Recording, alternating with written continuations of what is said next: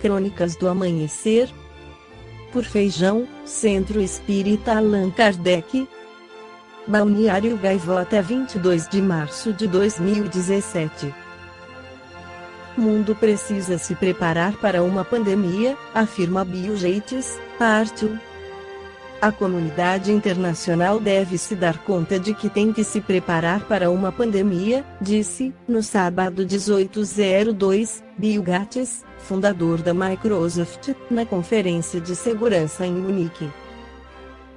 Tomando como exemplo a epidemia do Ebola na África Ocidental em 2014 e 2015, a gripe espanhola em 1918 e mencionando a possível invenção de um vírus com fins terroristas, Gates considerou possível uma catástrofe em nível mundial. Segundo o empresário americano, as guerras e os movimentos de agitação caminham lado a lado com as doenças e são mais propensos a provocar uma pandemia. Que apareçam na natureza ou pelas mãos de um terrorista, os epidemiologistas dizem que uma doença transmitida pelo ar que se propagam rapidamente pode matar 30 milhões de pessoas em menos de um ano, afirma Gates durante esta reunião anual de responsáveis da diplomacia mundial. As zonas de guerra e outros cenários são os lugares mais difíceis para eliminar as epidemias. Gates diz que é bastante provável que o mundo viva uma epidemia assim nos próximos 10 ou 15 anos. Para lutar contra as pandemias globais, também se deve lutar contra a pobreza, é por isso que corremos o risco de ignorar a relação entre segurança de saúde e segurança internacional.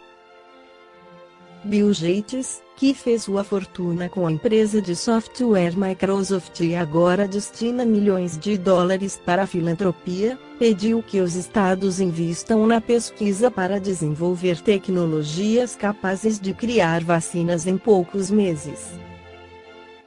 Na Revista Espírita de fevereiro de 1867, Allan Kardec transcreve mensagem titulada As Três Causas Principais das Doenças, psicografada em Paris, 25 de outubro de 1866, pelo médium Sr.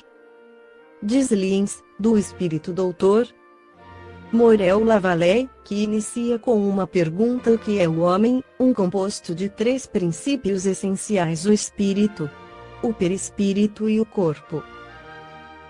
A ausência de qualquer um destes três princípios levaria necessariamente ao aniquilamento do ser no estado humano.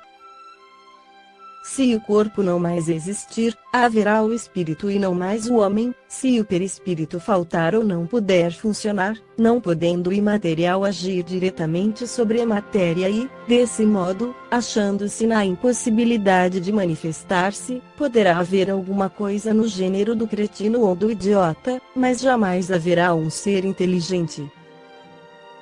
Enfim, se o espírito faltar, ter-se-á um feto vivendo a vida animal, e não um espírito encarnado. Se, pois, temos três princípios frente a frente, esses três princípios devem reagir um sobre o outro, e seguir-se-á a saúde ou a doença, conforme haja entre eles harmonia perfeita ou discordância parcial. Se a doença ou a desordem orgânica, como se queira chamar, procede do corpo, os medicamentos materiais, sabiamente empregados, bastarão para restabelecer a harmonia geral. Se a perturbação vier do perispírito, se for uma modificação do princípio fluídico que o compõe, que se ache alterado, será preciso uma medicação em relação com a natureza do órgão perturbado, para que as funções possam retomar seu estado normal. Se a doença proceder do espírito, não se poderá empregar, para combater, outra coisa senão uma medicação espiritual.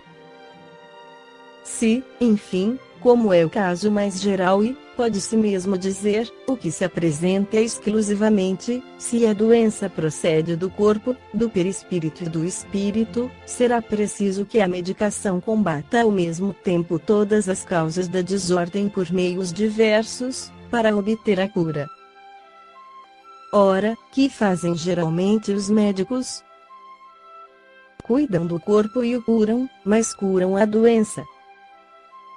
Não. Por quê? Porque sendo o perispírito um princípio superior à matéria propriamente dita, poderá tornar-se a causa em relação a esta e, se for entravado, os órgãos materiais, que se acham em relação com ele, serão igualmente atingidos na sua vitalidade. Cuidando do corpo, destruireis o efeito, contudo, residindo a causa no perispírito, a doença voltará novamente quando os cuidados cessarem, até que se perceba que é preciso dirigir alhures atenção, tratando fluidicamente o princípio fluídico mórbido. Se, enfim, a doença procede da mente, do espírito, o perispírito e o corpo, postos sob sua dependência, serão entravados em suas funções, e nem será cuidando de um nem de outro que se fará desaparecer a causa.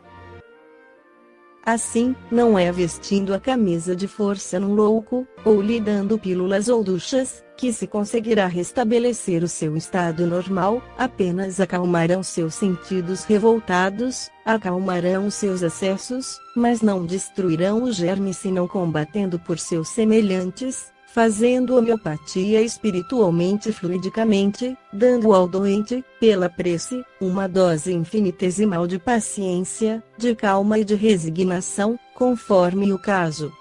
Como lhe dão uma dose infinitesimal de brucina, de digitalis ou de acônito. Para destruir uma causa mórbida, deve-se combatê-la em seu terreno. Esta foi a crônica do amanhecer de 22 de março, por Feijão.